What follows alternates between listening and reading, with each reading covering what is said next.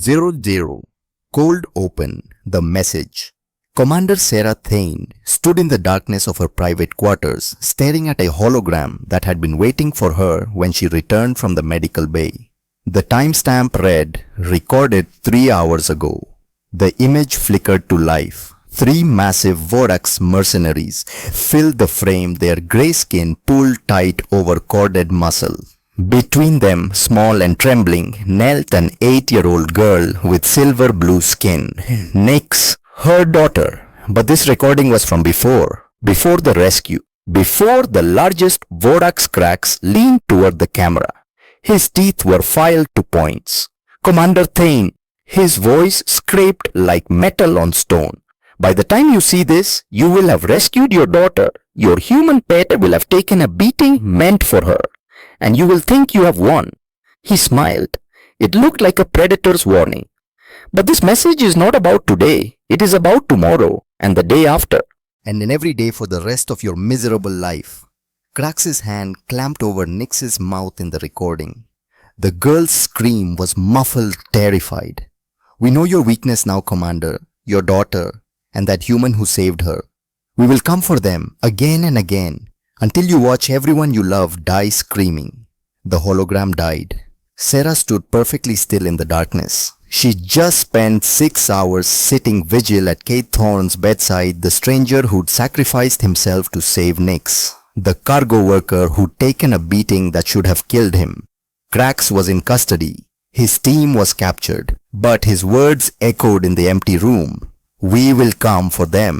For the first time in 30 years as a Zephyrian warrior commander, Sarah Thane felt utterly helpless. Title card 8 hours earlier. Dun General, the perfect commander. New Haven Station hung in stable orbit 1,200 miles above Houston, Texas. From the observation deck you could see the curve of Earth below, blue and white and impossibly beautiful.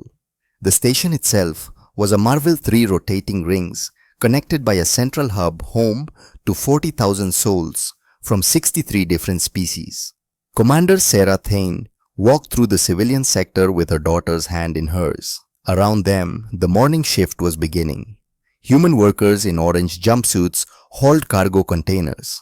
Trilaxian merchants called out prices. A group of century diplomats argued near a coffee vendor. Nyx bounced with each step, her silver blue hair catching the light. At 8 years old, she had her mother's violet eyes and her father's curiosity.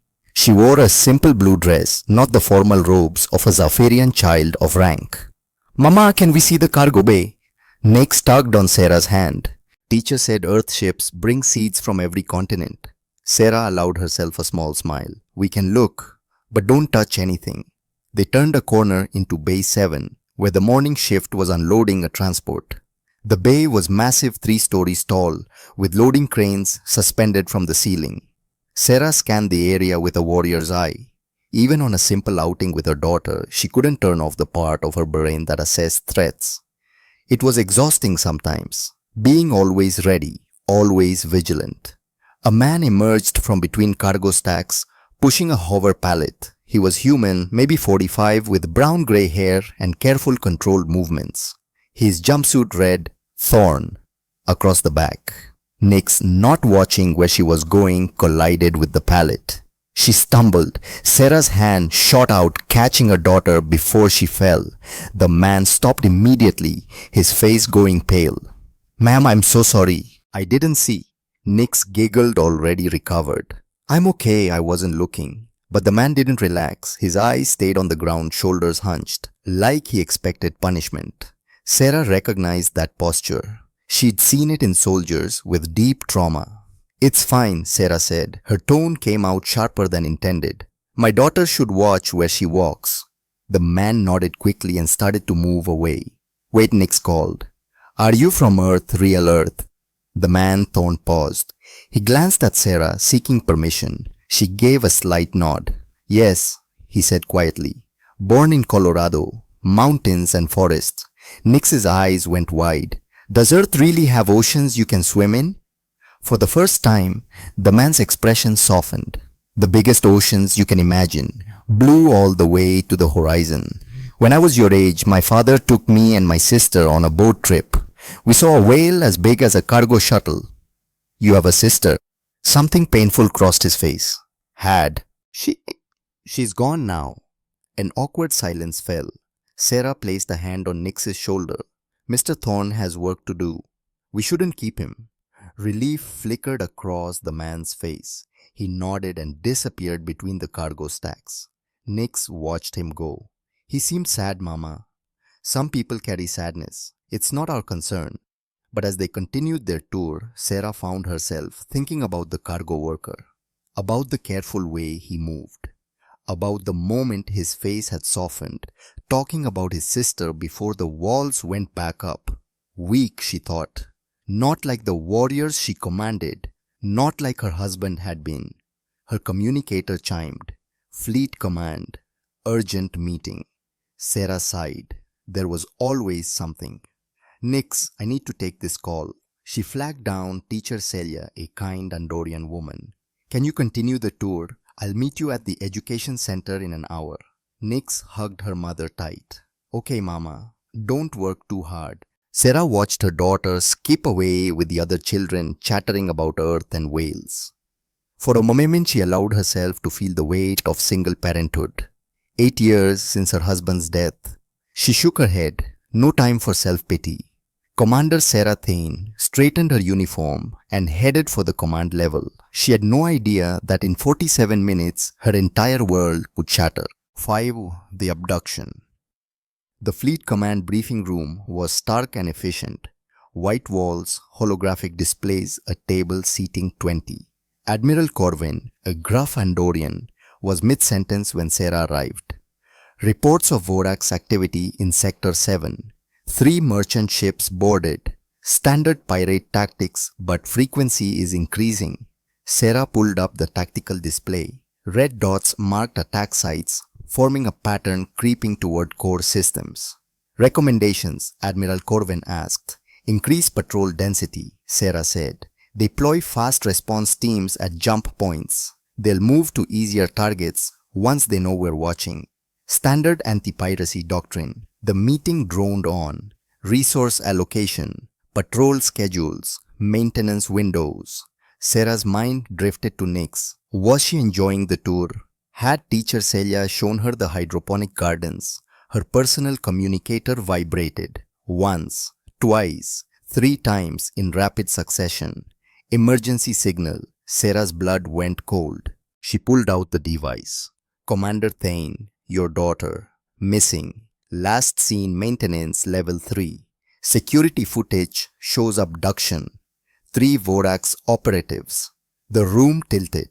Sound became distant, muffled. Nix. Missing.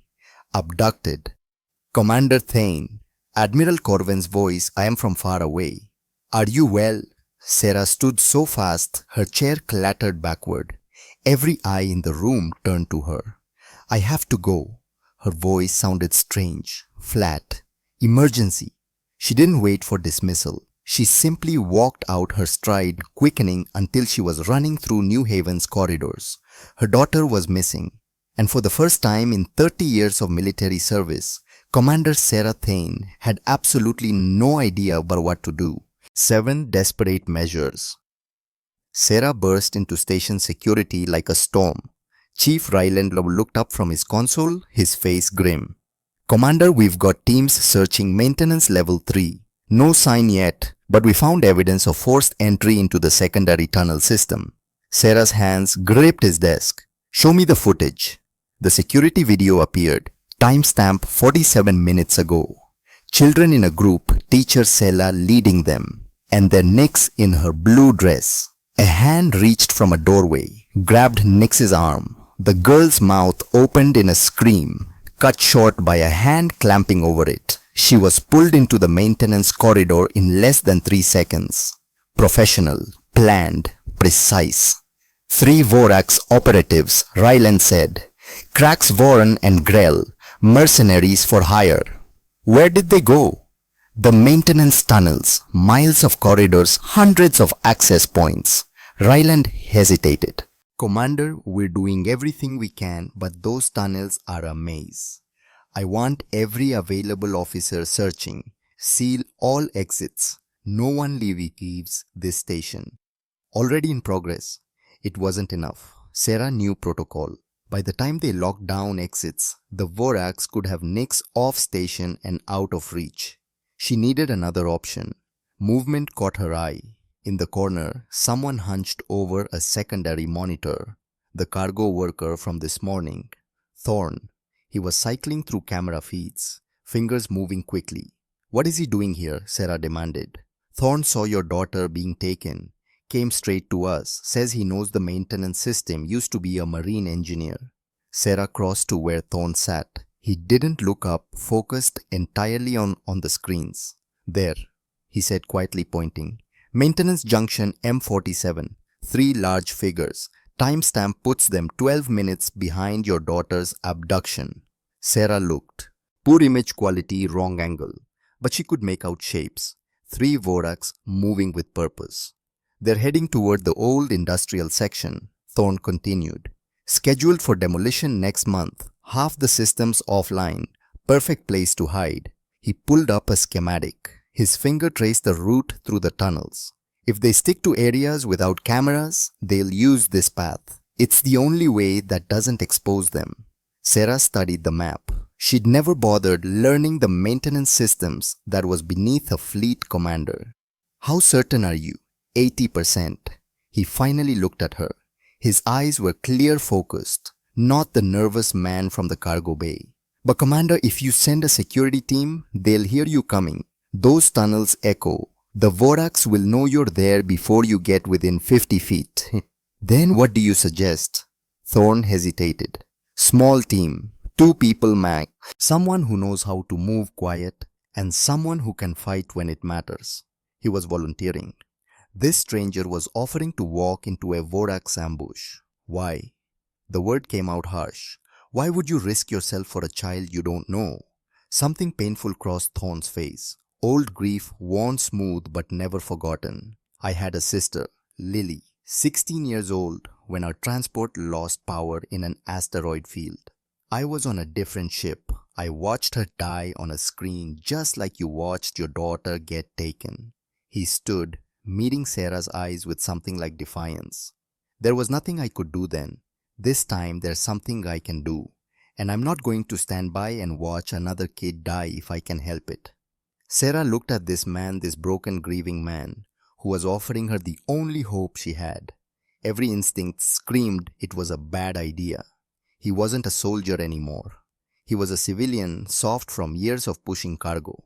But her daughter was running out of time. And this man knew the way.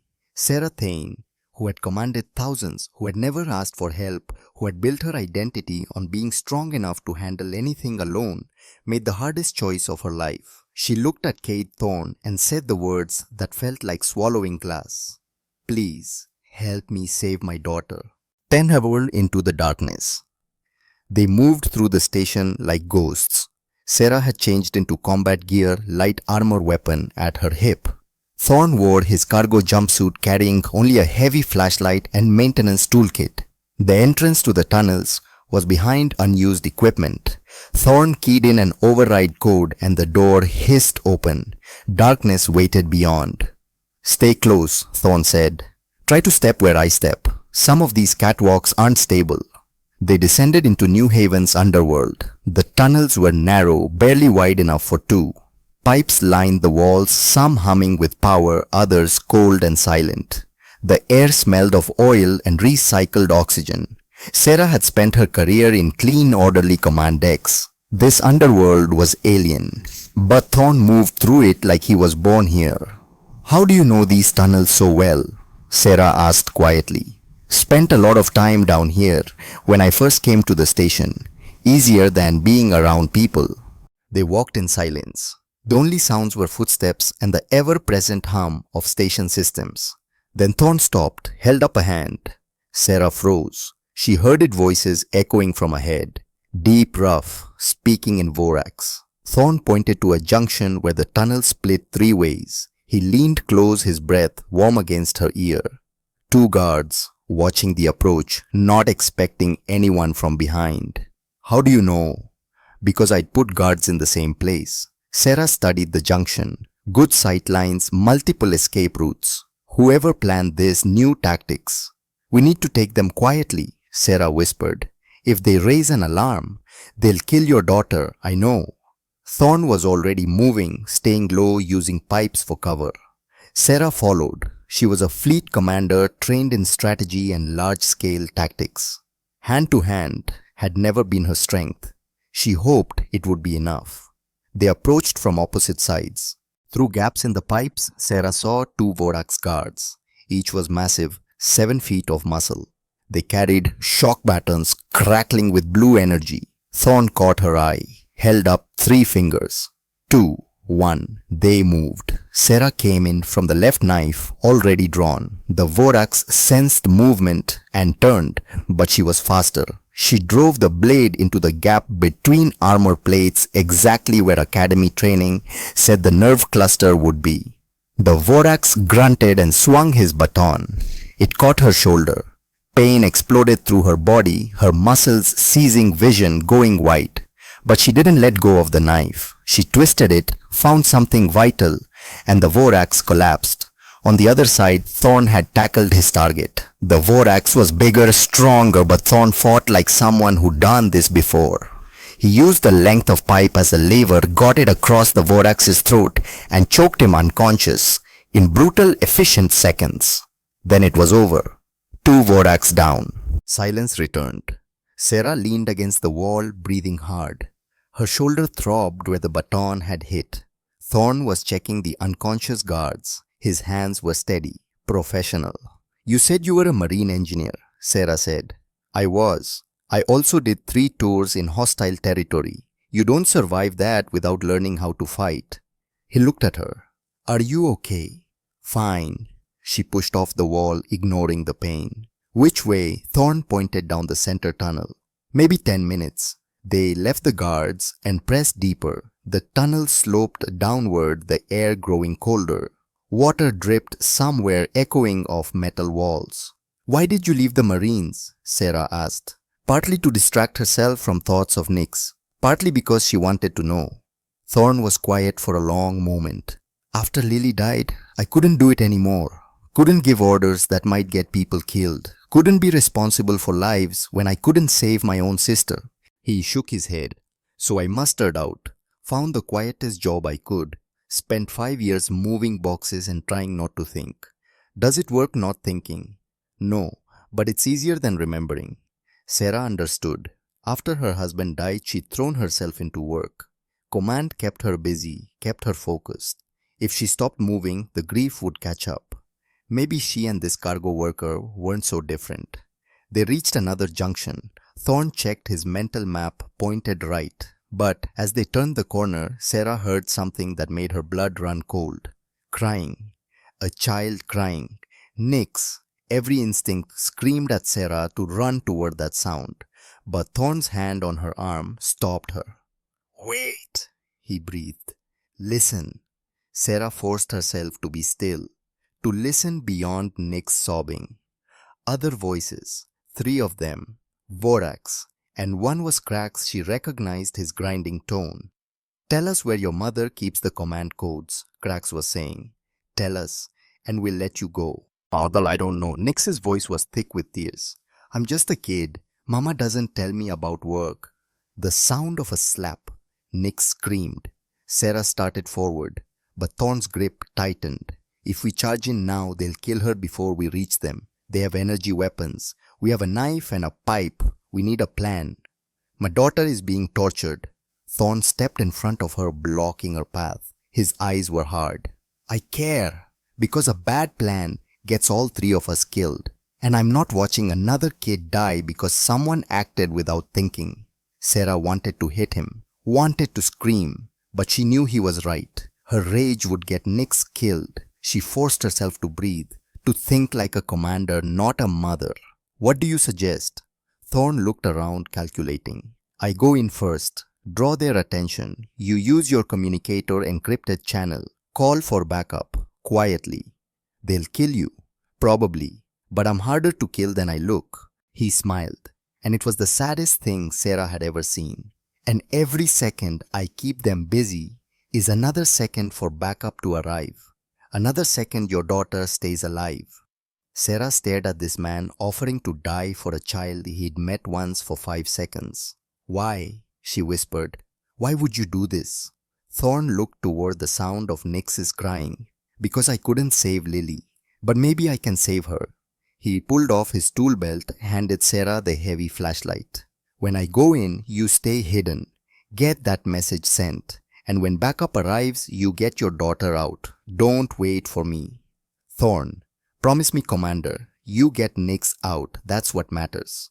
Time was running out. This man, this brave broken man, was offering her the only chance she had. For 30 years, Sarah Thane had been the one giving orders, the one in command, the one who knew best. Now she had to trust a stranger, had to let someone else lead, had to admit she couldn't do this alone. It was the hardest thing she'd ever done. She nodded. I promise. Thorn took a breath, squared his shoulders, and for a moment, Sarah saw the Marine he used to be. Then, he stepped around the corner and shouted, Hey, leave the kid alone! And everything went to hell. 20 months, the sacrifice. The tunnel opened into a wider chamber, an old storage depot long abandoned. Crates stacked against walls covered in dust. Emergency lights flickered, casting everything in sickly yellow. In the center, Nix knelt on the floor. Her blue dress was torn. Her face was marked with bruises. 3 Vorax mercenaries stood over her cracks, Vorn and Grell. They all turned when Thorn appeared. For a heartbeat, nobody moved. Then, Krax laughed. It sounded like stones grinding. Look, brothers, a human. A little human who thinks he's a hero. Krax took a step toward Thorn. Do you know what we do to heroes? Don't care, Thorn said. His voice was steady. Let the kid go and you can do whatever you want to me. Vorn pulled out a shock baton, blue energy, crackling. Brave words. Let's see how brave you are when we peel your skin off. Nix's eyes went wide. No, don't hurt him. Quiet, girl.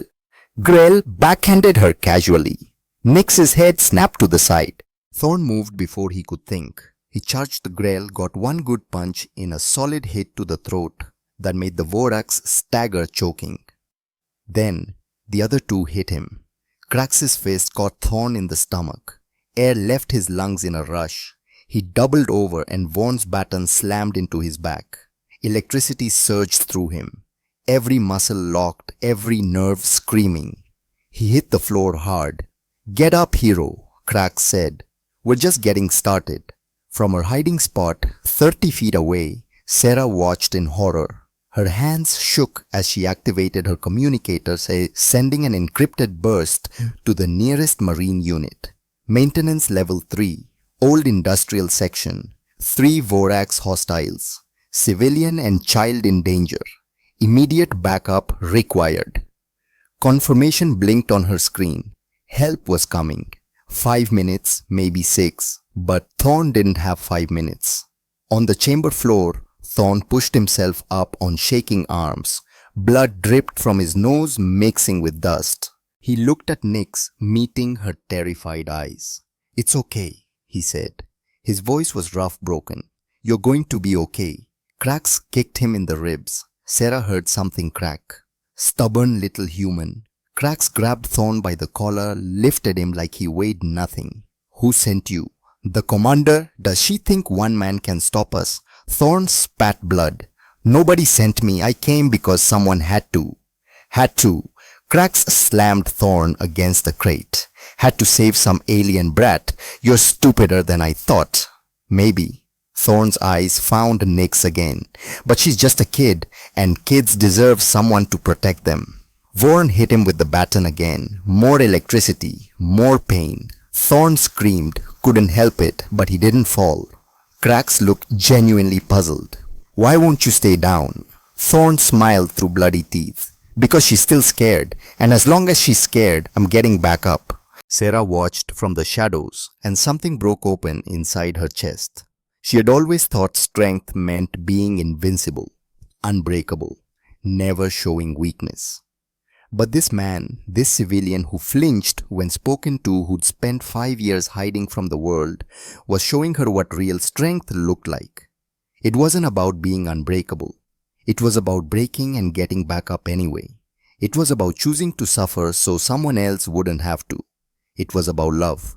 The beating continued, methodical, brutal, calculated to cause maximum pain without killing. Thorn fell 4 times. 4 times he dragged himself back to his feet. Sarah's communicator showed the timer. 3 minutes until backup. Please, she thought, please let him last 3 more minutes. Thorn's face was unrecognizable. His nose broken, left eye swollen shut. He moved like every breath was agony. But he stayed between the Vorax and Nyx, a human shield that refused to fall. "Mama!" Nyx screamed suddenly. "Mama, please make them stop." The girl was looking right at Sarah's hiding spot. She'd known. All this time, Nyx had known her mother was there.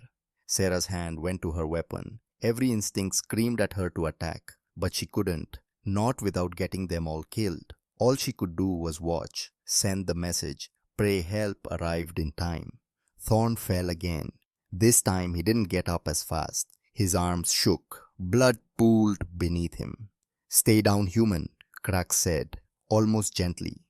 "You've done enough." Thorn's hand found a piece of broken crate.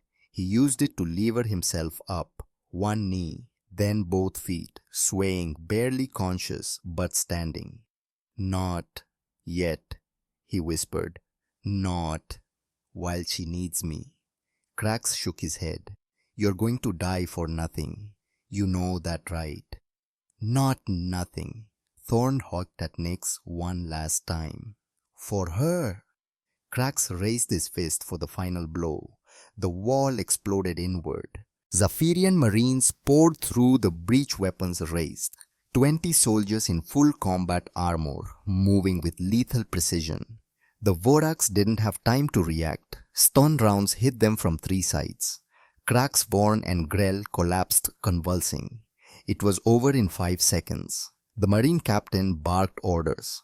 "Secure the hostiles' medic to the civilians." Sarah burst from her hiding place and ran to Nyx. Her daughter threw herself into Sarah's arms, sobbing. "Mama, mama, mama." "I've got you, baby. You're safe. You're safe now."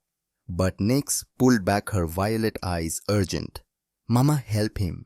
Please help him." Sarah looked over. A Marine medic knelt beside Thorn, who had finally collapsed. His breathing was shallow, labored. Blood covered his face, chest, hands. He'd taken a beating meant to break him, had endured it long enough to give Sarah time to save her daughter.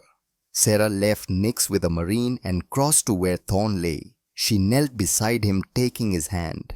His eyes fluttered open. That broken smile appeared. "Kid, okay. Yes, thanks to you." "Good. That's good." The medic was working fast, injecting stabilizers, sealing wounds. But Sarah could see the damage. Internal bleeding, broken ribs, possible skull fracture. "Why?"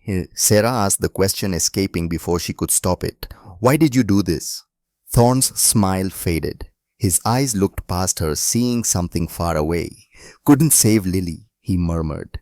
"But I could save her. Had to save her." His eyes closed. The medic cursed and increased the medication flow. "We need to get him to medical now," the medic said. "Commander, you need to step back." Sarah stood, her hand still holding Thorn's. She looked down at this stranger who had given everything to protect her daughter. She'd commanded thousands of soldiers, had seen bravery on a dozen battlefields. But she'd never seen anything like this. This wasn't duty. This wasn't following orders. This was one man choosing to suffer so one child could live. As the medics lifted Thorn onto a stretcher, Sarah made a decision that would change everything. She would not let this man die alone. She would not abandon him the way she'd been forced to watch her husband die across a comm screen. This time, she would be there. She would fight for him the way he'd fought for Nyx. Because Cade Thorn had just shown her something she'd forgotten in 8 years of grief and duty. That sometimes strength meant needing someone. That sometimes the bravest thing you could do was ask for help. That family wasn't just blood, it was who you chose to fight for. Mama, Nix was beside her holding her hand. Is he going to die? I don't know, baby. He has to live. He's my guardian. He saved me. Guardian. The word resonated. In Zafirian culture, there was a concept Ketharan, sacred guardianship. When someone willingly sacrificed themselves to protect a child not their own, it created a bond of honor. Kate Thorne didn't know it, but by his actions today, he had become part of their family, and Sarah would not let him die alone. Basic Solobrand. Vigil 6 hours later, Sarah sat in a chair beside Kate Thorne's bed in the medical bay. Nix was asleep in her lap, exhausted from crying. The girl's hand still clutched a piece of Thorne's torn jumpsuit, something she'd refused to let go of. The doctors had stabilized him. Induced coma to manage the trauma. Broken ribs, fractured skull, internal bleeding, severe nerve damage from the shock batons. They said it was a miracle he'd survived at all. Sarah watched the monitors, heartbeat steady, respiration stable, brain activity normal. He would live. She closed her eyes and let herself feel the weight of the day, the terror of Nix's abduction, the helplessness of watching Thorne take that beating, the relief when the Marines arrived, and underneath it all, something else, something she hadn't felt in 8 years. Gratitude that went deeper than words, connection to another soul. The beginning of something she didn't have a name for yet. Her communicator buzzed. She checked it quietly, careful not to wake Nix. The message made her blood run cold. It was a recording, timestamp 3 hours ago, from Crax's cell in the brig. She pulled up the video. Crax's face filled the screen, battered from his capture, but smiling. Commander Thane, you think you've won, saved your daughter, captured my team, but you didn't win. You only showed me your weakness. He leaned closer. For 30 years I couldn't touch you. You were too strong, too perfect. But now I know the truth. You have two weaknesses, your daughter and that human who saved her. Grell appeared beside Crax in the recording. My associate has friends, Crax said. Friends who are very unhappy about what happened today. And they're coming for you, Commander, coming for your daughter, coming for your human guardian. We'll kill them both, slowly, while you watch, and there's nothing you can do to stop us. The recording ended. Sarah sat in the darkness, her hand tightening on Thorne's. The threat was real. The Voraks never bluffed. They would come, and when they did, they would target the two people she couldn't afford to lose. But this time Sarah Thane would be ready. This time she wouldn't hide and hope. This time she would fight. Because Kate Thorne had shown her something today. That strength wasn't about being invincible. It was about getting back up no matter how many times you fell. She pulled up her communicator and sent 3 messages. First to station security, maximum security on Kate Thorne. Medical bay room 7, guards at all times. Second to the Zafirian Council requesting information on Ketharan Guardian protocols. Urgent. And finally to herself, a reminder, a promise. I will not let you die alone. Kate Thorne, you saved my family. Now I will save you. Outside her window, New Haven Station continued its endless orbit. The stars turned overhead. Somewhere in the medical bay, a broken man slept, dreaming perhaps of mountains and a sister who would never grow old. Sarah Thane made a vow to the darkness. When the Voraks came again, and they would come, they would learn what it meant to threaten a Zafirian mother. They would learn that Commander Sarah Thane protected her own, all of them. Kate Thorne drifted in the space between sleep and waking, where pain was distant and memories were close. He dreamed of Lily, always Lily, her laugh echoing through Colorado mountains, the way she'd grab his hand when thunder rolled. Mr. Thorne, please wake up. The voice was small, young, not Lily. Kate's eyes opened slowly. Light hurt. Everything hurt. He was in a hospital bed surrounded by beeping machines and holographic displays. A small face hovered near his. Silver blue skin. Violet eyes filled with hope. Nix. Memory crashed back. The tunnels. The Voraks. The beating. You're awake. Nix's face split into a huge smile. I told Mama you were too stubborn to stay asleep forever. Kate tried to speak. His throat was sandpaper. A medical droid extended a tube with water. He drank gratefully. How long? 4 weeks. A deeper voice answered. Sarah Thane stepped into view. She looked different. Hair down instead of pulled back. Civilian clothes instead of uniform. Dark circles under her eyes. You've been in a medically induced coma. The doctor said it was the only way to manage the internal damage. She paused. They said you shouldn't have survived. Cade looked down at himself, chest wrapped in regenerative bandages, left arm in a brace, the dull ache of healing bones. Nix, he said, you're okay. The girl nodded vigorously. Because of you, you saved me. Good. Cade let his head fall back. That's all that matters. Sarah made a sound between a laugh and a sob. The doctors tell me you have 2.3 million credits in medical bills. Your insurance covers maybe 10%. Cade's eyes closed. He'd be in debt forever. Maybe he should have died in that tunnel. I'm paying it, Sarah said firmly. All of it. Before you argue, it's not negotiable. In Zafirian culture, when someone performs Ketharan sacred guardianship, the protected family is responsible for the guardian's well-being. She pulled up a chair. Nix climbed into her lap. You saved my daughter. That makes you family. Which means you're moving into our quarters as soon as you're released. We take care of our own. Cade wanted to argue. Wanted to say he didn't need charity. But the words wouldn't come. Because deep down in a place he'd locked away 5 years ago, he was tired of being alone. Okay, he whispered. Thank you. Nix bounced. You're going to live with us. I can show you everything and teach you Zafirian. Nix, Sarah said gently. Othorne needs rest. Cade, he corrected. Just Cade. Sarah's expression softened. Then Cade it is. Rest now. We'll be here when you wake. As consciousness faded, Cade heard Nix whisper to her mother. You came every day, didn't you, Mama? Every single day, baby. I couldn't leave him alone after what he did for us. The words followed Cade into sleep. For the first time in 5 years, his dreams weren't filled with regret. 32 Zeror New Life. The Zafirian quarters on level 5 were nothing like Cade's old apartment. That had been a box, 4 walls, a bed, a processor. Empty. This was a home. Actual furniture. A couch curving along the window with a view of Earth. Bookshelves filled with data chips and paper books. Pictures showing Nix at different ages. And a few of a Zafirian male Sarah's late husband. Your room, Sarah said, gesturing to a door. Small, but it has a window and private bathroom. Cade stood in the doorway, 3 times the size of his old place. Comfortable bed, desk chair closet with fresh clothes already hanging. This is too much. It's what you deserve. Sarah crossed her arms. And I'm still technically your commanding officer. I can make it an order. Despite himself, Cade smiled. It felt strange, like muscles remembering an old exercise. Nix appeared carrying books.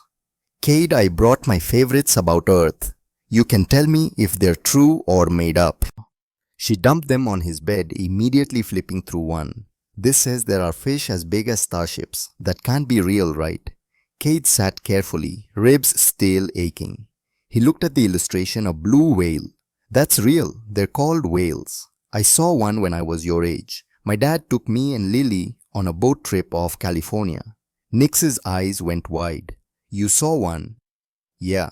Came right up next to our boat. So close I could have touched it. Lily was terrified at first, but then she started laughing. Said it looked like it was smiling. The memory was sharp and clear. Lily's face bright with wonder. The whale's impossibly wise eye. Cold ocean spray.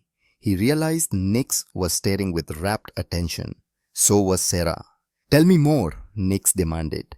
Everything about Earth. For the next hour, Cade talked about mountains and forests, storms and cities. Nix asked over 1,000 questions. Cade answered them all, feeling something inside slowly unthaw. When Nix finally went to bed, Sarah stayed. Thank you, she said. She hasn't smiled like that since the abduction. The nightmares have been difficult.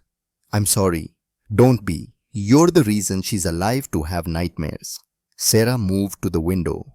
Can I ask you something personal? Sure. Why did you really come to New Haven? Your records show you requested the most remote isolated posting available. Cade was quiet, finally.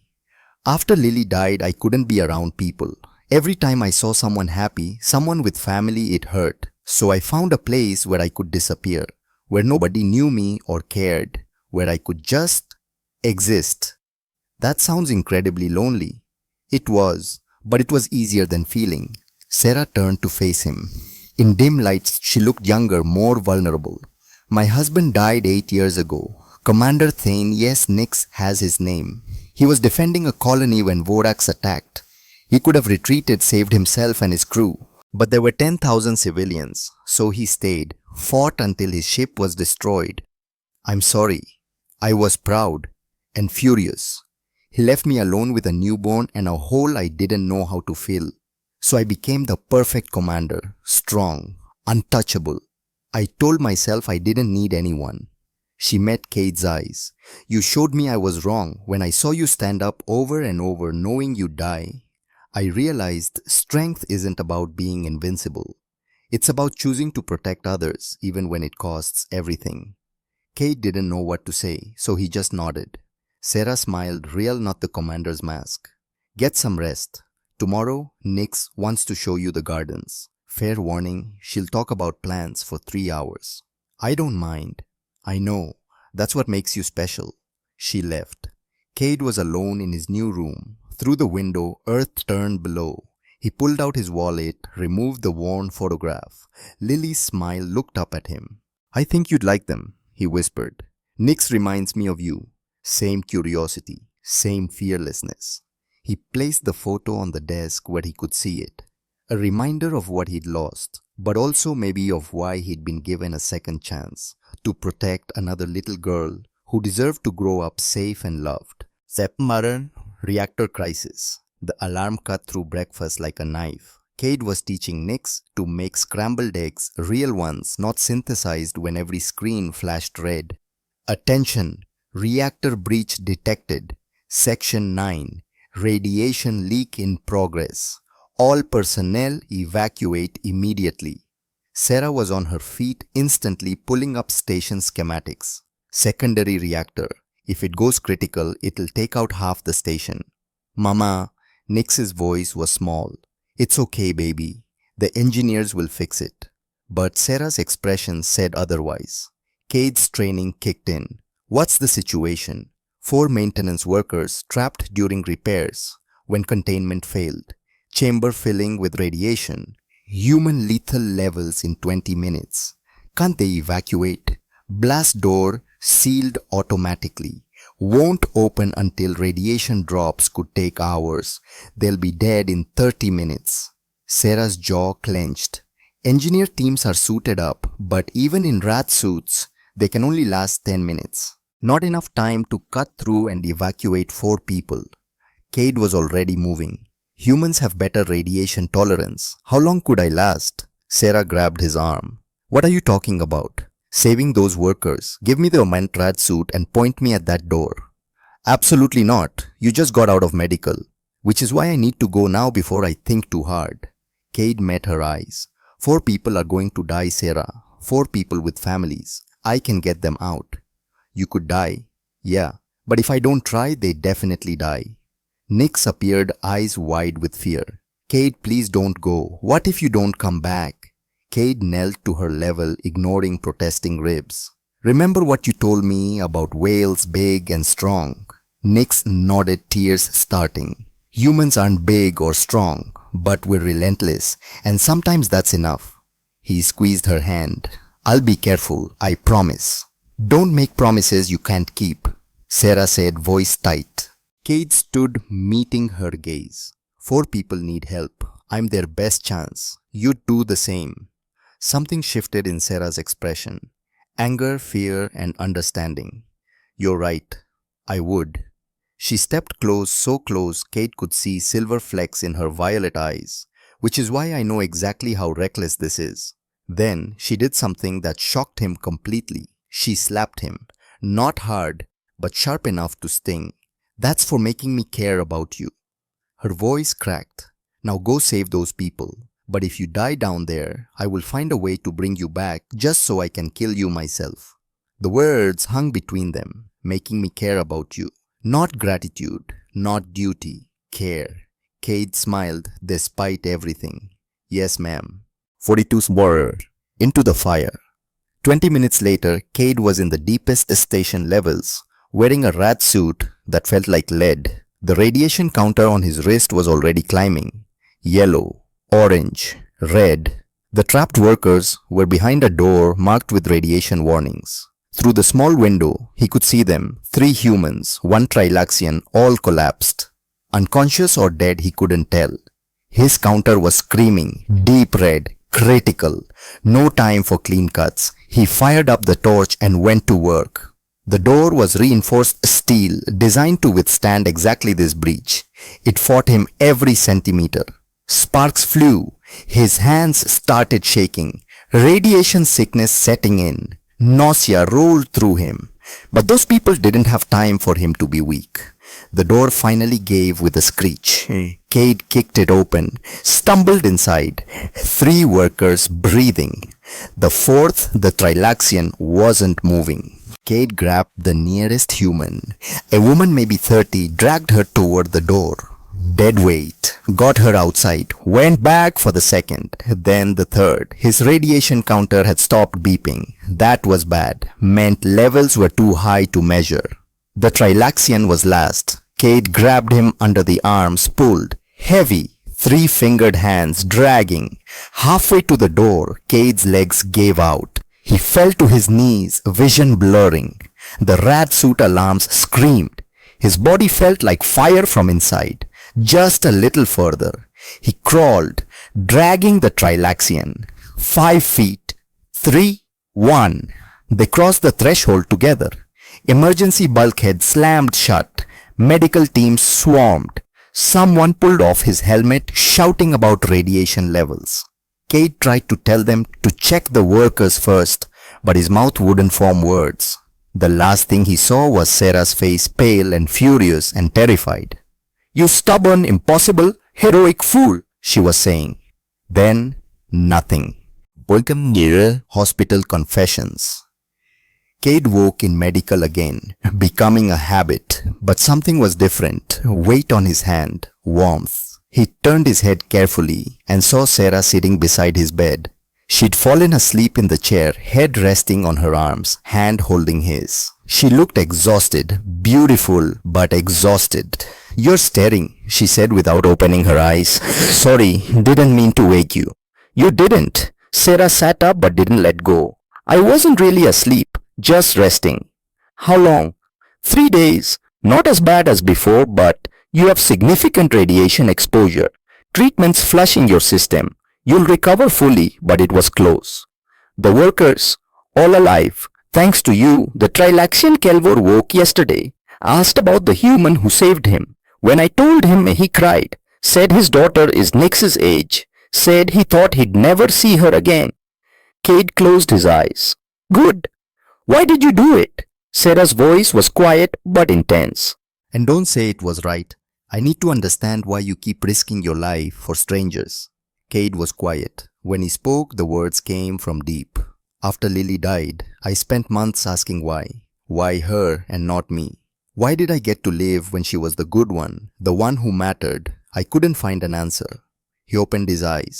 "So I decided if I was going to keep living, it had to mean something. Every time I save someone, it's like I'm balancing the scales, making up for the one person I couldn't save." Sarah's hand tightened. "Cade, you can't spend your life trying to die for others." "I'm not trying to die. I'm trying to make my life mean something." "It already means something." Her voice cracked. "It means something to Nix. It means something to me." Cade turned to look at her. Really look. The way she looked at him wasn't just gratitude. It was something deeper, something terrifying. "Sarah, let me finish." She took a breath. When my husband died, I swore I'd never love anyone again. Love made you weak, vulnerable, made you feel like your heart was being torn out. I know the feeling. But you, Sarah smiled through gathering tears. You showed me that love also makes you strong. Strong enough to stand when you know you'll fall. Strong enough to run into radiation for strangers. Strong enough to give everything for someone else's child. She stood still, holding his hand and leaned close. My husband was a warrior, brave and noble and strong.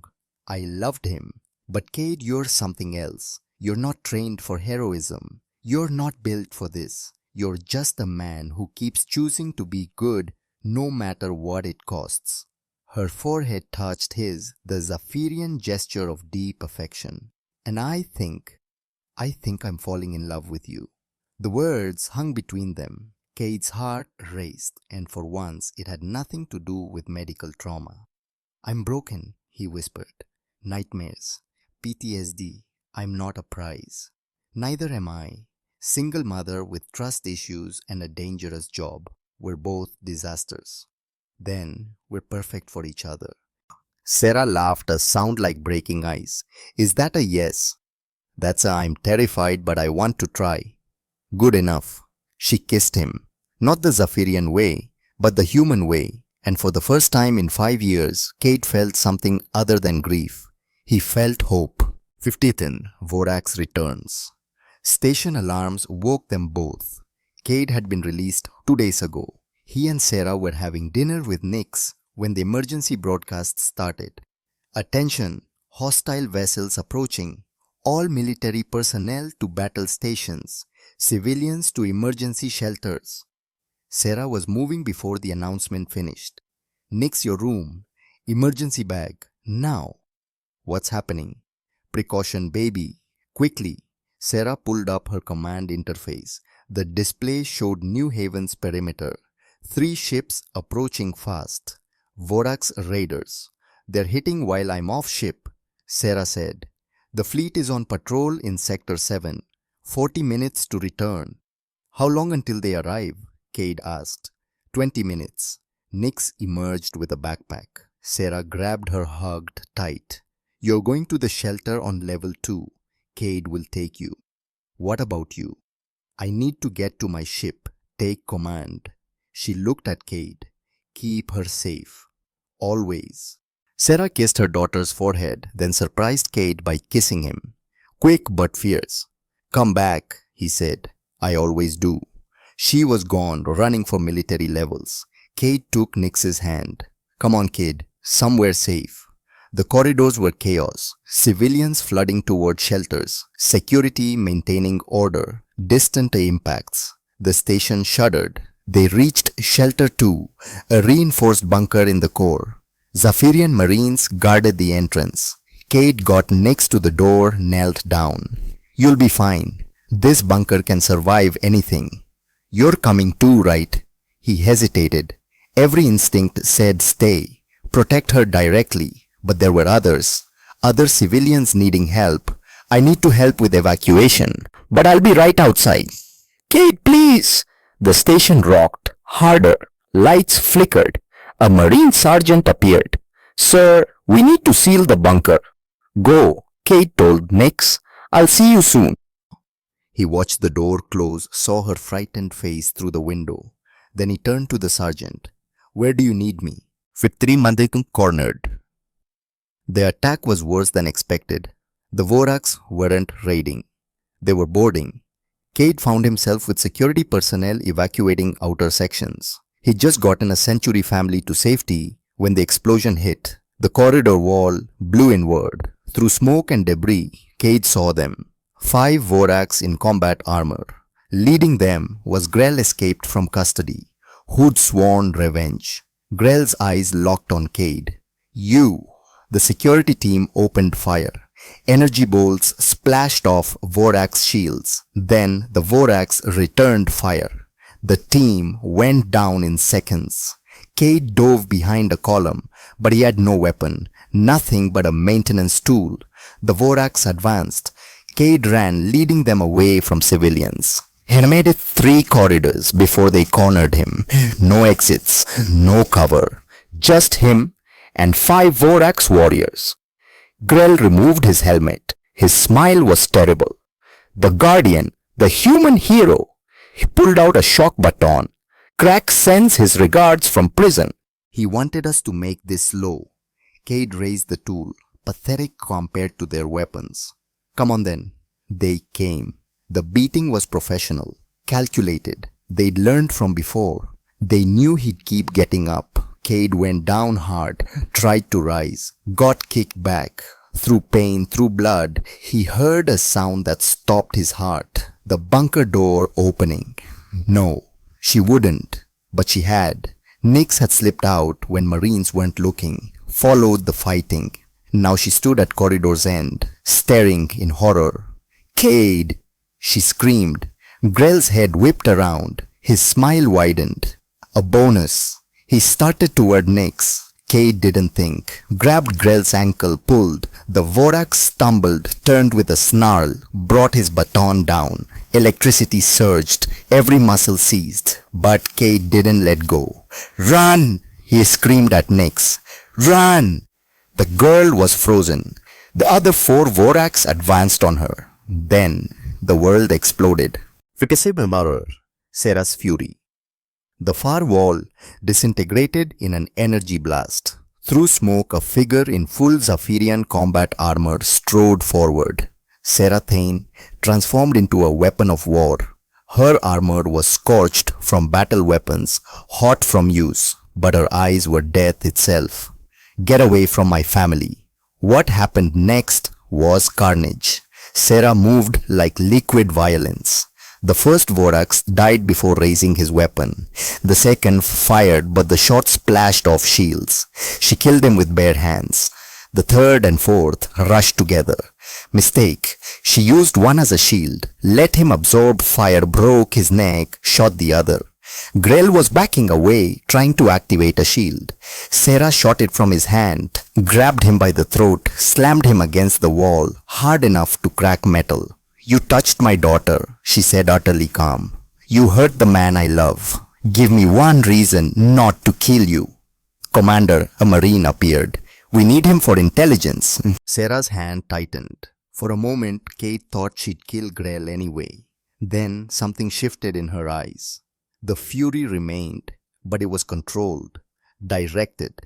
She wasn't just a warrior anymore. She was a mother, a protector, someone who'd learned that strength meant making hard choices. She threw Grell at the Marines. Take him. If he escapes, I'm holding you responsible. She ran to Nix, scooped up her daughter, then to Cade, kneeling beside him. You came back, he said through split lips.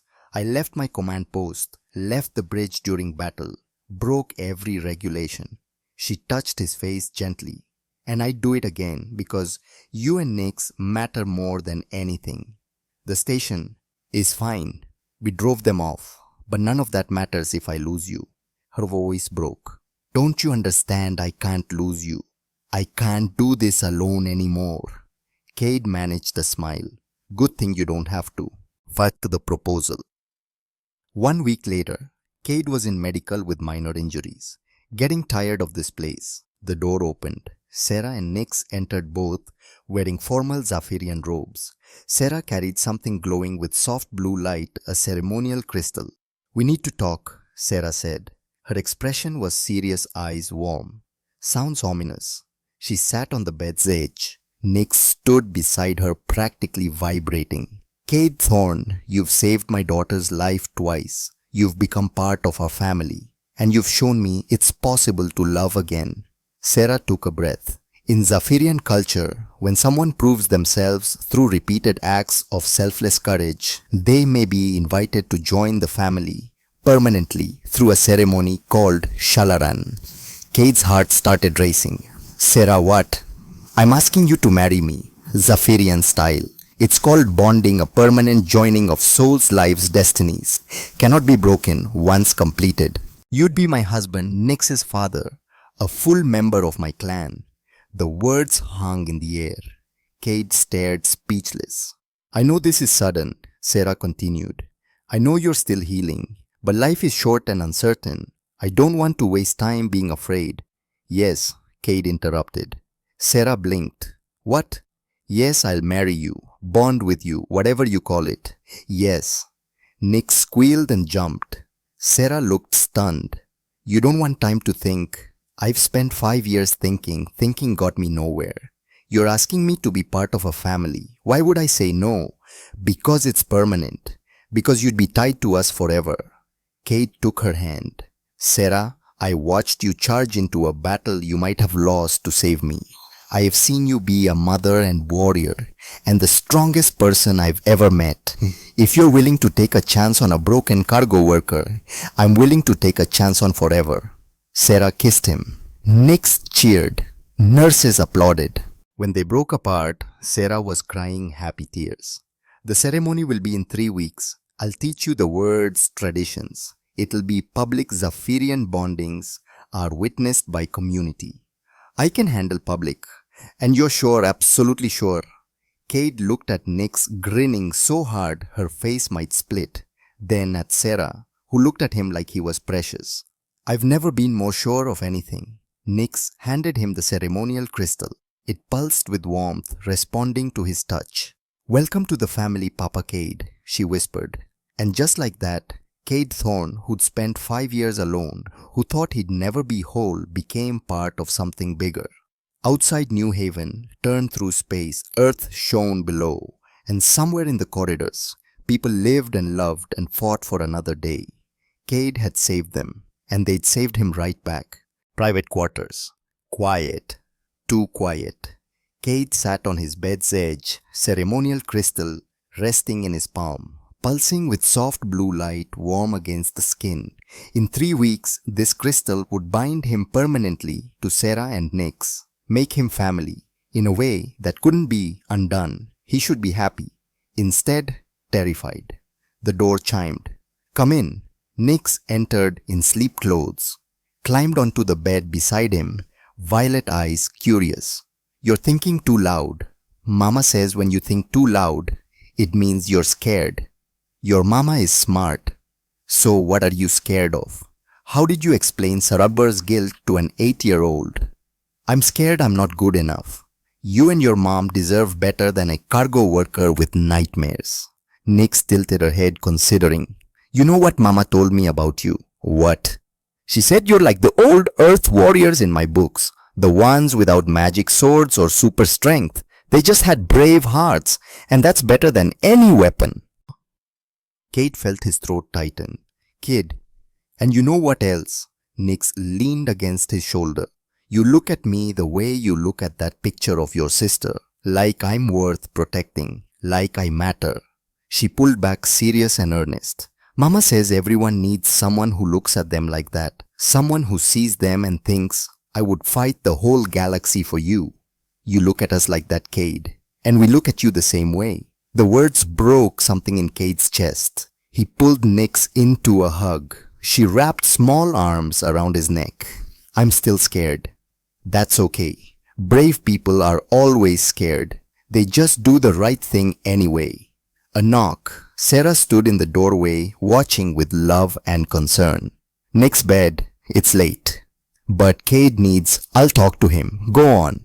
Nix hugged Cade once more, scampered off. Sarah took her place, sitting close enough their shoulders touched. She's right about the brave heart. Sarah's voice was gentle. It's what drew me to you. Not strength or skills, your heart. My heart is full of holes from people I've lost. So is mine. We can be broken together. Kate turned to look at her. In dim light she looked younger, vulnerable, not Commander Thane. Just Sarah, a woman who'd lost, who'd built walls, who was choosing to tear them down. What if I fail you? What if I can't protect you or Nix? Then we'll fail together. But Cade, I'm not asking for perfect. I'm asking for present. To be part of this family, to wake up every day and choose us the way you've been choosing us since those tunnels. She took his hand, the one holding the crystal, fingers intertwined around glowing stone. My husband died a hero, saved thousands. I was proud, but he also left me alone to raise our daughter, left me to grieve and be strong simultaneously. I resented him even though it wasn't fair. Sarah, Let me finish. When I met you, I saw someone who kept choosing heroism. I was terrified. Terrified you'd die like he did. That Nix would lose another father figure. That I'd lose someone I loved again. She turned to face him, fully eyes shining. But then I realized something. You're not trying to die gloriously. You're trying to live meaningfully. There's a difference. My husband ran toward death because it was duty. You run toward danger because you can't live with yourself if you don't help. One is about honor. The other is about love. I can't promise to always come back. I'm not asking you to. I'm asking you to promise to try, to fight to come home to us, to be as relentless about living as you are about saving people. Cade looked at the crystal. Their joined hands. The woman who'd seen past his broken pieces and decided he was worth fighting for. He thought about Lily, the promise he'd made to her grave that he'd make his life count, that he wouldn't waste the years she'd never get. Lily would have liked Sarah, would have loved Nix, would have told him to stop being an idiot and grab happiness. Okay, he said. I'm in all the way, no more running. Sarah's smile was sunrise. She pressed her forehead against his, the gesture of deep connection. Thank you for choosing us. Thank you for giving me something worth choosing. They sat like that, two broken people deciding to be whole together. Tomorrow would bring challenges, dangers. But tonight they had this. Peace, hope, family. It was enough. 65 and above. Preparation. The next 3 weeks passed in a blur.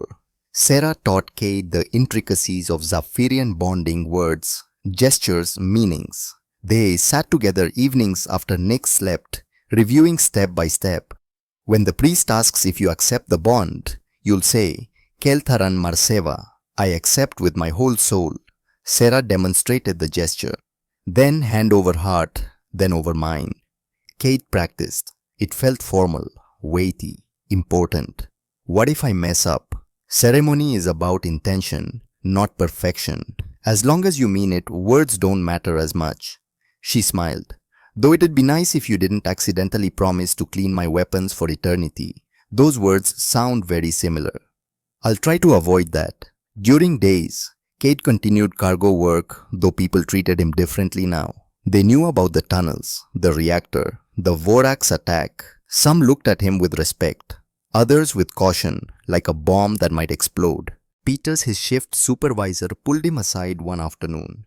Thorne, you've got vacation saved. Why not take it? Enjoy time before you're bonding.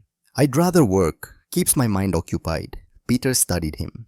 When I first met you 5 years ago, you looked like a ghost, already dead and hadn't noticed yet. Thanks. Poetic. I'm serious. But now you look alive. It's good to see. Peters clapped his shoulder. Take the time. Spend it with your family. The cargo bay will survive. So Cade took the time. Discovered being part of a family was a full-time job. Nix demanded help with school projects always involving earth animals requiring extensive storytelling. Sarah taught him Zafirian cooking, which involved spices that made his eyes water.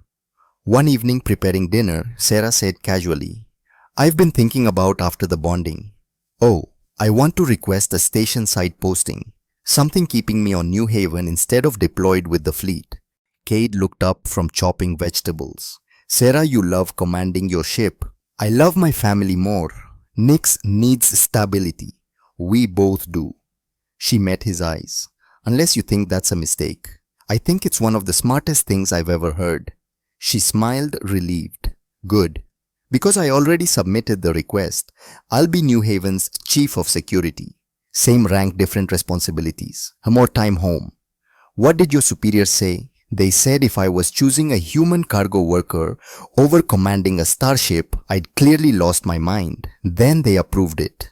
She moved closer, hand finding his. I spent 8 years being the perfect officer. Always on duty. Always strong. I think it's time I tried being the imperfect wife and mother instead. You'll be terrible at imperfect. I know. You'll have to help me. They kissed. Nix made gagging sounds from the doorway. Gross. You're supposed to save kissing for after you're married. Bonded. Sarah corrected. And we're practicing. Practice quieter, I'm trying to read. After Nix retreated, Sarah and Cade looked at each other and laughed. Real genuine laughter from happiness. "This is really happening," Cade said. "In days I'm going to be your husband, Nix's father." Having second thoughts. "No, just grateful. I spent 5 years thinking my life was over, that I'd never feel anything but guilt and grief. But you two gave me a reason to live again." Sarah's eyes glistened. "We saved each other, Cade. All three of us." 70 Kamabuts. The ceremony begins. New Haven's main docking bay had been transformed into something magical. Blue and silver banners hung from ceilings. Bioluminescent flowers covered the floor. They grew only on Zafiria's northern continent, cost a fortune to import. Chairs arranged in a semicircle facing a raised platform. People were arriving, Zafirian officers in dress uniforms, human station workers, alien diplomats and traders. Even Admiral Corvin came, his blue Andorian skin almost matching decorations. Cade stood in a side room adjusting ceremonial robes for the 20th time, flowing midnight blue fabric with silver threading. He felt ridiculous and important. Peters appeared. "You clean up nice, Thorn." "I feel like I'm wearing a curtain." "A very expensive curtain." Peters grinned. "Ready. Honestly terrified." "Good answer. Anyone not scared before their wedding is lying or stupid." He pulled out a small flask. "Whiskey. From Earth. Thought you might need a shot of home." Cade took a sip. The burn was familiar, comforting. "Thanks. You deserve this. Happiness, family, all of it." Peters put away the flask. "For what it's worth, I think she's getting the better deal. You haven't seen me in the mornings." The door opened. Admiral Corvin entered, expression unreadable. "Admiral," Cade said, suddenly nervous. "I didn't expect. I came to tell you something, Mr. Thorne." Corvin's voice was gruff. "When Sarah submitted her transfer request, I was against it. I thought she was making a mistake. Giving up command for a human civilian seemed unwise." Cade's stomach sank. "But then I reviewed her reports, read about what you did in those tunnels, in the reactor, during the Vorax attack." Corvin stepped closer. "You're not military, no formal training. By all accounts, you should have died half a dozen times. But you didn't, because you're too relentless to quit." The Admiral held out his hand. "I was wrong about you, Thorne. Sarah isn't making a mistake. She's making the smartest decision of her life. Welcome to the family." Cade shook his hand, stunned. "Thank you, sir." "Don't thank me yet. If you hurt her or that little girl, I'll space you personally. Understand?" "Completely, sir." Corvin nodded and left. Peters whistled. Terrifying and heartwarming simultaneously. "That's my life now." Music began playing. Zafirian flutes, haunting and beautiful. Time. Cade walked onto the platform. The bay was packed easily. 300 people, all watching, waiting. His hands started shaking. This was real. Then he saw Nix, near the front wearing shimmering silver. When she saw him, her face lit up with the biggest smile. She waved, bouncing. Just like that, fear faded. Because this wasn't about the crowd or ceremony or getting words right. This was about that little girl who decided he was worth loving, about giving her the father she deserved. The music shifted. The crowd turned. Sarah entered the bay.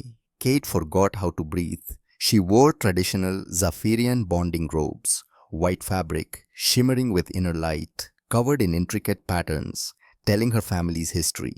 Silver hair unbound flowing down her back. No jewelry except a single crystal pendant, the mate to Cade's. But her face captured him. She was crying, happy tears, catching light as she walked toward him. Her eyes never left his. She climbed the platform, took his hands. Her fingers trembled. "Hi," she whispered. "Hi, yourself. You look..." "If you say I look like a starship commander, I'm canceling this." "I was going to say you look like home."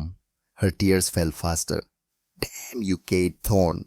You're going to ruin my makeup." The Zafirian priest stepped forward. An elderly female with skin faded to pale blue. She raised hands for silence. "We gather to witness the Shalaran, The bonding of souls. This is not marriage as humans know it. This is permanent, unbreakable, sacred. Her voice carried. Sarah Thane, daughter of House Morvan, and Cade Thorne, son of Earth, have chosen to join their lives forever. Who speaks for them? Nix stepped forward. I do. I'm Nix, and Cade is my guardian, and Mama's love, and my papa, and the bravest person I know. Gentle laughter rippled. The priest smiled. And do you accept this bonding, child? Yes, 1,000 times yes. Then let the ceremony begin. The priest turned to Cade. Cade Thorne, do you accept Sarah as your bonded partner? Do you swear to protect her honor, her stand with her in joy and sorrow, peace and war for all your days? Cade looked at Sarah, at the woman who'd given him a reason to live, who'd seen his broken pieces and decided they were worth keeping. Keltaran Marseva, he said the words clear and strong. I accept with my whole soul. He placed his hand over his heart, then over hers, felt her heartbeat beneath his palm, quick and strong and alive. The priest turned to Sarah. Sarah Thane, do you accept Cade as your bonded partner? Do you swear to cherish him, support him, stand with him in joy and sorrow, peace and war for all your days? Keltharan Marseva, Sarah said, I accept with my whole soul. She mirrored his gesture, hand warm against his chest. Nix stepped forward with the ceremonial crystal, glowing brighter throughout the ceremony. The priest took it, held it between their joined hands. This crystal has absorbed your intentions, your promises, your souls recognizing each other. When you accept it together, the bonding will be complete. There is no going back. Are you certain? Yes, they said together. Then, by ancient Zafirian laws, by witness of this community, by choice of your own hearts, the bay's emergency alarms screamed to life. Red lights flashed. Holographic display lit up with tactical data. Through the bay's massive windows, Cade saw it. A Vorax battleship, 10 times larger than before. Weapon ports glowing, charging for assault. The priest stood frozen. The crowd erupted in panic. But Sarah's hand tightened on Cade's. They're here for us, she said. Krax is doing his final revenge. A voice boomed over the station's system. Krax's voice transmitted from the battleship. Commander Thane, Cade Thorne, you have 10 minutes to surrender yourselves or we destroy New Haven Station. All 40,000 souls. Your choice, your bonding, or their lives. The crowd stampeded toward exits. Marines shouted orders. But everyone knew the truth. One battleship against the station with minimal defenses, slaughter. Sarah looked at Cade. Her eyes were fierce. We're not surrendering. Damn right. But we can't let them destroy the station. So what do we do? Nix grabbed both their hands. We fight together like a family. And in that moment, staring at his almost wife and soon-to-be daughter, Cade had an idea. Crazy, reckless, probably suicidal, perfect. I have a plan, he said. But Sarah, you're going to hate it. She kissed him hard and fast. Tell me anyway. 75 Urawar. The bait plan. The command center was chaos. Officers shouting. Tactical displays showing the Vorax battleship. Countdown timer 8 minutes until Krax's deadline. Sarah stood at the center, projecting calm she didn't feel. Cade beside her, Nix protected between them. Options, Sarah demanded. Station weapons are online, but designed for small raiders, her tactical officer reported. That battleship has shields that can absorb anything we throw at it. If we attack first, they'll fire back. Station shields won't last 30 seconds. Evacuation. 40,000 people, we'd need hours. We have minutes. So we're trapped. Admiral Corwin had joined them, face grim. We surrender, they kill Sarah and Thorne. We fight, they kill everyone. No, Sarah said. All eyes turned. There's a third option. For 30 years, Sarah had let others' superiors' protocols, rules dictate her choices. She'd been the perfect officer, following orders, maintaining discipline. But this time her family was at stake. This time she would lead. We give them what they want, but on our terms. Sarah pulled up a station schematic. Cracks wants us dead, wants to watch us die. That's his weakness, he wants a show. So Corwin asked. So we give him one. I take a strike team hidden in a cargo shuttle's hold. Kate goes as bait in the cockpit, broadcasting his surrender. While Cracks is focused on him, I board the battleship and take out their bridge. Without leadership, the Voraks scatter. The command center erupted. That's insane. You'll be killed. They'll detect the team. Enough. Sarah's voice cut through. This plan requires Kate to face Cracks alone while we get into position. It requires trust, and it requires all of you to follow my orders without question. She looked at her tactical officer. How many troops can we hide in a cargo shuttle? Commander, you're not actually. How many? 20. Maybe 25 if stacked tight. Get me 25 of our best Marines, full combat gear, prep shuttle 7, reinforced hull and stealth plating. Orders flew, officers scattered. In 5 minutes, they'd assembled a strike team. Cade was suiting up light armor emergency oxygen. Sarah worked beside him, movements sharp and focused. I hate this plan, Cade said. I know. If something goes wrong, Sarah grabbed his face, forcing him to look at her. Nothing will go wrong, because I'm the best warrior you've ever seen, and I will get to you in time. How can you be so sure? Because I'm not losing you. Not now. Not when we were so close. Nyx appeared still in her silver dress. Papa Cade, you have to come back. We didn't finish the ceremony. Cade knelt, pulling her into a hug. I promise I'll try my absolute hardest. Can you be brave?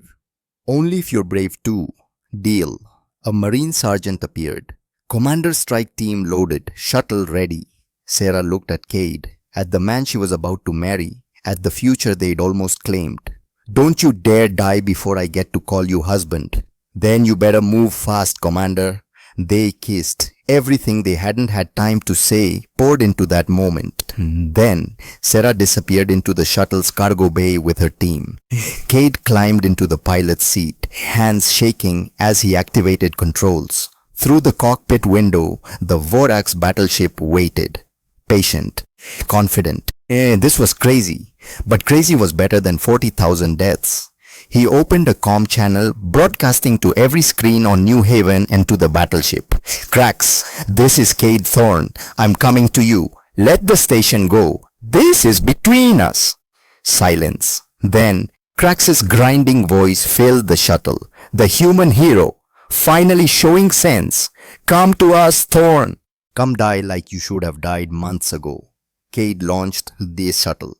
Behind him, hidden in cargo, Sarah and 25 Marines prepared for war. This was it. No going back. 78 is down from the trap. The shuttle crossed the distance in painful slow motion. Cade watched the massive Voraks vessel grow larger hull, scarred from 100 battles. Weapon ports tracked his tiny shuttle like predator eyes. Thorne, Sarah's voice through his earpiece private channel. We're in position. As soon as you dock, we'll move. Copy that. And Cade, I love you. In case I don't get to say it later, you'll say it at our bonding ceremony, which we're finishing as soon as this is over. Relentless man, you love that about me. I really do. The battleship's docking bay opened like a mouth. Cade guided the shuttle inside. The moment he crossed the threshold, bay doors slammed shut. Magnetic clamps locked onto the shuttle.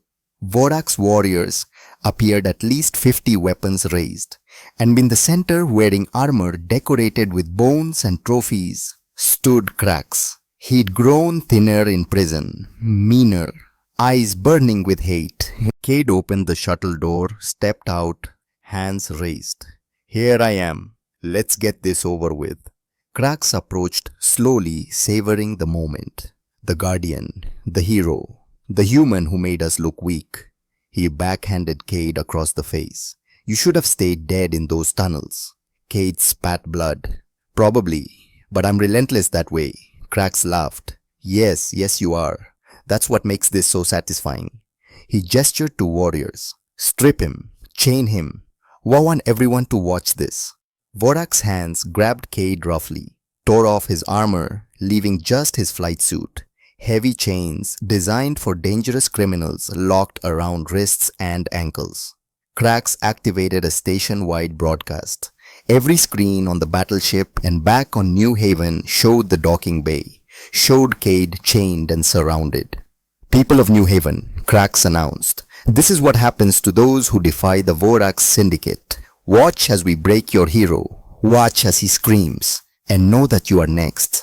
Cade caught movement in peripheral vision. The shuttle's cargo door cracking open just an inch.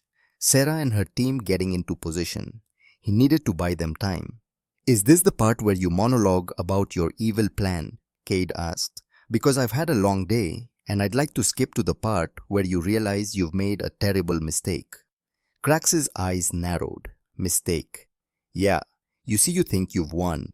Got me chained. Got New Haven threatened. Got everything under control." Cade smiled. "But you made one critical error." "And what's that?" "You assumed I came alone." The cargo bay door exploded outward. So mirrored the final battle. Sarah Thane emerged from the shuttle like an avenging angel. Combat armor gleamed, weapon already firing. Behind her came 25 Zafirian Marines, the most elite warriors in the sector. The Vorax barely had time to react. Marines moved with lethal precision, each trained for close quarters combat. Energy bolts lit up the docking bay. Vorax warriors fell, but Krax was fast. He grabbed Cade, putting a shock baton to his throat. "Stop!" Krax bellowed. "Stop or the human dies." Sarah froze. Her Marines held position. For a moment, the bay was silent except sparking damaged systems. Krax's breath was hot on Cade's neck. "You think you're clever, Commander. Think you've outsmarted us. I have your precious human. Surrender or I'll..." Cade drove his head backward with all his strength. Skull connected with Krax's nose with a satisfying crunch. The Vorax staggered, releasing Cade. Now Sarah. Sarah didn't hesitate. Her shot took Krax in the shoulder, spinning him. Marines rushed forward, engaging remaining Vorax. The docking bay became a war zone. Energy bolts crisscrossed space. Vorax fought with desperate fury, but they were disorganized, leaderless. Marines cut through them methodically. Krax, wounded and enraged, charged at Sarah. She met him head-on. The collision would have killed a human, but her combat armor absorbed impact. She grappled with the massive Vorax, each trying to gain leverage. "You took everything from me," Krax roared. "My crew, my freedom, my honor. You tried to kill my daughter," Sarah snarled back. "You tortured the man I love. You threatened 40,000 innocent people." They broke apart, circling. Krax pulled out a curved blade, traditional Vorax weapon, designed to inflict maximum pain. Sarah drew her own blade, Zafirian steel forged in old ways. They came together in a clash of sparks and fury. Krax was larger, stronger, but Sarah was faster, more skilled. She'd been training for combat since childhood. Every move was precise, economical, deadly. Cade, still chained, could only watch, heart hammering as Sarah ducked under a slash that would have taken her head. As she countered with a strike opening a cut across Krax's ribs, the Vorax was slowing, blood loss and rage making him sloppy. He overextended on a thrust. Sarah caught his blade arm twisted, drove her knee into his elbow. Bone cracked. Krax howled. But he wasn't done. With his offhand, he grabbed Sarah by the throat, lifted her off the ground. Her blade fell from her grip. "Die, Commander!" Krax hissed. "Die knowing you failed." Light exploded behind him. Nyx stood in the shuttle doorway, holding the ceremonial bonding crystal. It blazed with blue-white brilliance, responding to her desperate need, channeling energy Cade didn't understand. The light hit Krax's eyes. He screamed, temporarily blinded, and dropped Sarah. She hit the ground, rolled, came up with her blade. In one smooth motion, she drove it through Krax's chest. The Vorax leader staggered, looked down at the blade protruding from armor, then at Sarah. "You were supposed to..." Be weak. I was never weak, Sarah said quietly. I was just alone. I'm not alone anymore. Cracks fell. The remaining Vorax warriors, seeing their leader dead, lost their will. They threw down weapons. Marines secured them quickly. It was over. Sarah ran to Cade's hands, shaking as she worked on his chains. Are you hurt? Did he? I'm fine. You came in time. You always do. The chains fell away. Cade pulled Sarah into his arms, feeling her heart racing against his chest. They were both shaking, both alive. Nyx ran to them, still clutching the crystal. She squeezed between them. They held her tight. We won, the little girl whispered. We're safe. Yeah, kid, Cade said. We're safe. A Marine sergeant approached. Commander, battleship is secure. Minimal casualties on our side. The station is reporting other Vorax vessels in the area are fleeing. Word of Krax's death is spreading. Sarah nodded, still holding Cade. Get control of battleship systems. Prep it for tow back to station. And get me a comm line to New Haven. Tell them the threat is over. As the sergeant moved away, Admiral Corwin's voice came through Sarah's communicator. Commander Thane, I'm watching the feed. Impressive work. You and your team just saved 40,000 lives. Thank you, sir. There's something else. The whole sector has been watching. Your battle with Krax was broadcast across 17 systems. I think he wanted everyone to see his victory. Instead, they saw a Zafirian commander and a human civilian take down a battleship with 25 Marines. Sarah looked at Cade. He looked back, both thinking the same thing. They'd become symbols. Sir, Sarah said carefully. Does this mean? It means you're going to have reporters, politicians, and glory seekers hounding you for months. But it also means something else. Corwin's voice softened. It means you've shown the galaxy what we can accomplish when we stand together.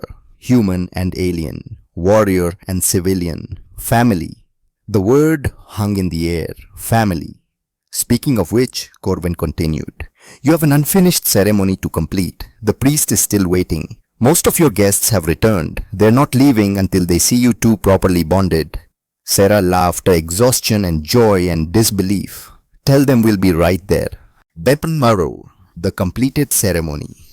30 minutes later, Cade stood on the platform in New Haven's main docking bay for the second time that day. Still in his flight suit, torn and blood-stained, Sarah was in combat armor, scorched from battle. They looked nothing like the perfect couple who'd started the ceremony. They looked exactly right. The crowd had returned, not all but enough. They stood in witness, these people who'd watched Sarah and Cade fight for survival, who'd seen them refuse to surrender, who'd seen them win. The priest stepped forward. She was smiling. Well, the elderly Zafirian said, that was the most dramatic interruption I've witnessed in 60 years of ceremonies. Shall we try again? Please, Sarah said, before something else explodes. The priest held up the bonding crystal, the one Nyx had used to blind Krax. It still glowed, pulsing with warmth. We reached the final step before interruption, the acceptance of the bond. Are you both still certain? Cade and Sarah looked at each other. They'd just fought a battle together, trusted each other with their lives, protected each other and Nyx. Yes, Cade said. Absolutely, Sarah agreed. Then place your hands together on the crystal. They did. The moment their skin touched its surface, light blazed, warm, almost hot. Cade felt something shift in his chest, like a door opening, like coming home. The priest's voice rang out. By your choice, by your courage, by your commitment to each other and to the child you protect, I declare you bonded. May your souls walk together for all your days. May your love be a shield against darkness. May your family be a beacon for others. She lowered the crystal. Cade Thorne and Sarah Thane, you are now one family bound for eternity. The crowd erupted in cheers. Nyx squealed and jumped. Sarah grabbed Cade's face and kissed him, not the gentle Zafirian way, but the fierce human way that promised forever. When they broke apart, both were crying. We did it, Sarah whispered. We actually did it. Told you I'd make it to the ceremony. You also told me to move fast. I believe my exact time from Shuttle Bay to Crax's chest was 4 minutes. Show off. Nix crashed into them, wrapping arms around their legs. I have a papa, a real papa, bonded forever. Kate picked her up. She was getting too big, but he didn't care. You're stuck with me now, kid. No returns. Good, because you're the best papa in the whole galaxy. The crowd surged forward, wanting to congratulate Touch to be part of the story. But for a moment, the three of them stood in their own bubble. A family, complete. Admiral Corvain appeared at the platform's edge. Commander Mr. Thorne, I hate to interrupt, but you're being hailed. By whom? Sarah asked. Everyone. The Galactic Council, Earth Government, 6 news networks, and... He paused, looking uncomfortable. The Etherian Confederacy. They want to discuss hiring you two for a rescue mission. Apparently their children have been taken by slavers and they heard about what you did today. Sarah and Cade exchanged glances, then looked at Nix. What do you think? Cade asked. Should we help? Nix considered seriously, then nodded. We're a family, and families protect each other. Maybe we should protect other families too. Sarah smiled. When did you get so wise? I learned from the best. Many the epilogue. 3 months later. The observation deck was quiet at this hour. Most of the station asleep, but Cade liked late shifts when he could stand at the window and watch Earth turn below. Sarah found him there carrying 2 mugs of tea. She handed him one, stood beside him, shoulder touching his. Can't sleep. Just thinking about how much has changed. 6 months ago I was alone, no family, no purpose, just moving boxes and trying not to feel. And now I'm married to the most incredible woman in the galaxy. I'm the father of the bravest little girl I've ever met. And apparently, I'm some kind of symbol of human-alien cooperation. Sarah laughed softly. The Galactic Council did go overboard with that medal ceremony. I still can't believe they made us ambassadors. Honorary ambassadors. Mostly symbolic. She sipped tea. Though the Etherian mission was very real and very successful. They'd spent the last month helping Etherians rescue their children from a slaver ring. Dangerous, exhausting, ultimately triumphant. 23 children returned to families. Slavers facing justice across 3 systems. I got a message today, Cade said. From Kelvor, the Trilaxian I pulled from the reactor. Oh, he wanted to tell me his daughter just started school. Included a picture. Cade pulled up his datapad, showing a young Trilaxian girl with bright orange skin grinning. He said if I ever need anything at all, I just have to ask. Said I gave him the chance to watch his daughter grow up. He'll never forget that. Sarah was quiet. Then, you gave a lot of people that chance, me included. You gave me a chance too, gave me a reason to keep living. They stood together watching stars. Down the hall, they could hear Nix's soft breathing. Their daughter, their family. A chime from Sarah's communicator. She checked it, smiled. What a new mission request. Century Diplomatic Corps. They want us to mediate a peace negotiation between 2 colony worlds. Apparently they trust us because we represent the best of what different species can accomplish together. Do we take it? That depends. How do you feel about spending 2 weeks on a Century diplomatic vessel with formal dinners and political negotiations? Cade groaned. Sounds awful. I know. But they're offering to pay for Nix's education, full scholarship to any academy in the galaxy. Then I guess I can suffer through formal dinners. Sarah kissed his cheek. That's my relentless hero. They turned from the window, hand in hand, walked back toward their quarters, toward their daughter, toward their life together. Cade Thorne had spent 5 years trying to die meaningfully. Instead, he'd learned to live meaningfully, with a family he'd chosen and who'd chosen him back, with a purpose extending beyond his own pain. He'd become a guardian, a husband, a father, a symbol. But most importantly, he'd become whole. And as he climbed into bed beside Sarah, feeling her warmth against his side, listening to Nick's breathe in the next room, he finally understood what Lily would have wanted.